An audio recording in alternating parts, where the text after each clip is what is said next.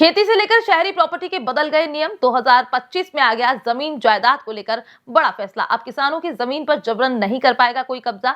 अपने माता पिता की संपत्ति में हिस्सा पाने के लिए बेटे को पूरी करनी होगी ये मानकता। 2024 के अंत और 2025 के प्रारंभ से ही प्रॉपर्टी को लेकर कुछ नए नियम बनाए गए हैं, जिनका प्रभाव भारत के उन तमाम लोगों पर पड़ने वाला है जो या तो कहीं पर जमीन खरीद रहे हैं या फिर बेच रहे हैं या फिर उन्हें कहीं हिस्से में जमीन मिल रही है।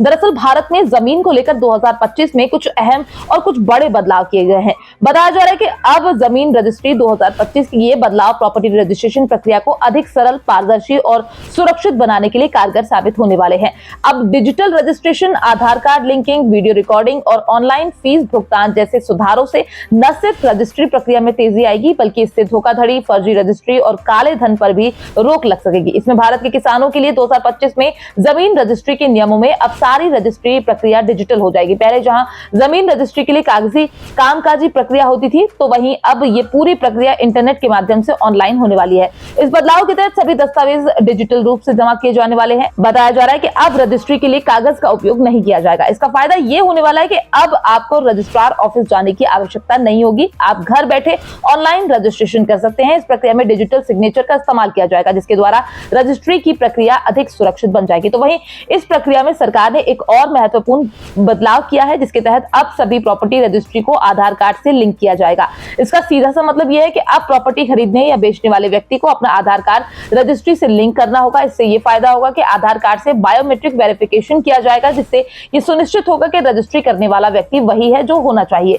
तो वहीं इस क्रम का अगला और नया बड़ा नियम रजिस्ट्री प्रक्रिया की वीडियो रिकॉर्डिंग को लेकर है। इसका सीधा सा मतलब है कि अब रजिस्ट्री के समय खरीदार और विक्रेता दोनों का बयान रिकॉर्ड किए जाने वाले हैं। इस प्रक्रिया के तहत रजिस्ट्री के दौरान पूरी प्रक्रिया की वीडियो रिकॉर्डिंग की जाएगी।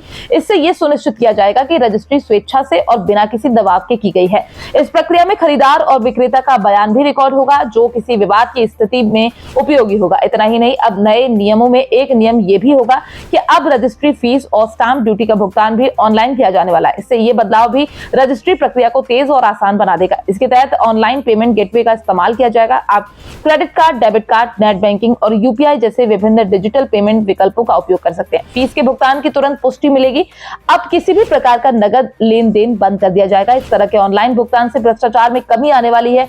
ये सभी नियम खास तौर पर उन किसानों को लेकर बनाए गए हैं जो आमतौर पर ज्यादा कागजी समझ नहीं रखते हैं। इसी तरह अब परिवार और संपत्ति को लेकर भी बड़ा नियम बदलाव किया गया है, जिसके अनुसार बेटों का माता पिता की संपत्ति पर तब तक कोई अधिकार नहीं होगा जब तक कि कुछ विशेष शर्तें पूरी न हो जाए। ये फैसला वृद्ध माता पिता के अधिकारों की रक्षा करने और उनके जीवन में आर्थिक सुरक्षा देने के लिए बनाया गया है। इस नियम का नाम संपत्ति अधिकार नए नियम 2025 रखा गया है, जो 1 जनवरी 2025 से लागू हो चुका है। इसका मुख्य उद्देश्य वृद्ध माता पिता के अधिकारों की रक्षा करना बताया जा रहा है। अब 2025 के नियम के अनुसार बेटों को माता पिता की संपत्ति पर अधिकार पाने के लिए कुछ विशेष शर्तों को पूरा करना होगा। जैसे बेटी की आयु कम से कम 25 वर्ष होनी चाहिए। तो वहीं बेटे को अपनी आय का प्रमाण पत्र देना होगा। उसे यह दिखाना होगा कि वो आर्थिक रूप से स्वतंत्र है और अपने माता पिता की देखभाल कर सकता है। इसी के साथ बेटे को यह साबित करना होगा कि वो अपने माता पिता की नियमित देखभाल करता है। इसमें उनकी स्वास्थ्य संबंधी जरूरतों और दैनिक आवश्यकताओं का ध्यान रखना शामिल है। फिलहाल आपको हमारी ये खबर कैसी लगी, इसको लेकर आप क्या कहना चाहते हैं, आप अपनी राय हमारे साथ कमेंट बॉक्स में लिखकर साझा कर सकते हैं। Bureau report, PDN news.